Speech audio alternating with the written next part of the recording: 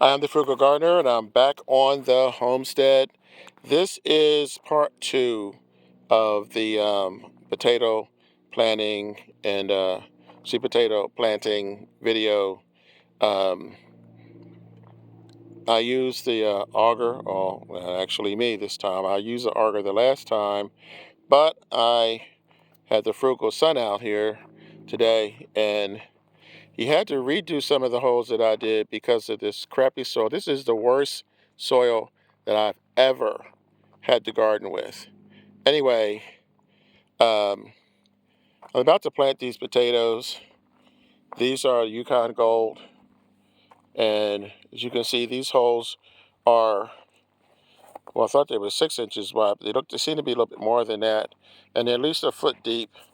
And these are, white superiors, and I've went over these in the first video. I'll put a link for those of you who didn't see that one. These are red potatoes. There's purple potatoes.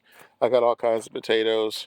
So I'm in the process of trying to create an environment more friendly than this soil that you see here, rather than have this fill in and get hard again, which will make it darn near impossible for this to root or get me any potatoes of a decent size.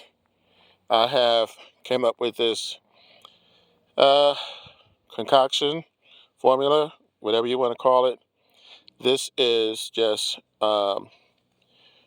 one part. Well, I use a third of just regular topsoil, a third of uh, this is well, the brand name is Black Cow, but it's actually compost.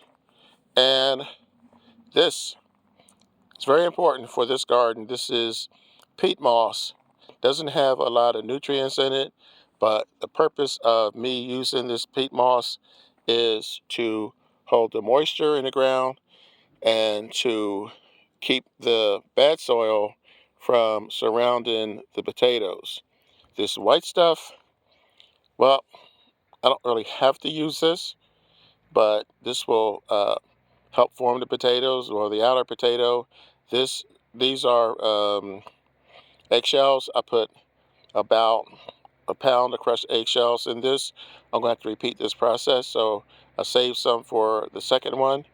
So now what I'll do is mix these two guys up, add this to that, so it'll be 1/3 peat moss, 1/3 just regular soil, 1/3 compost, and mix that together, add it to the hole. It'll create like a barrier around the potatoes and give them a chance to grow and root and thrive. And about a month from now, that's when I'll add some real nutrients onto them. But right now, that's the plan. I mean, I'm really not happy about this soil, but I think I have it figured out. And well, we'll know soon enough. So let me get started and put these in, and I'll catch you guys on the next video.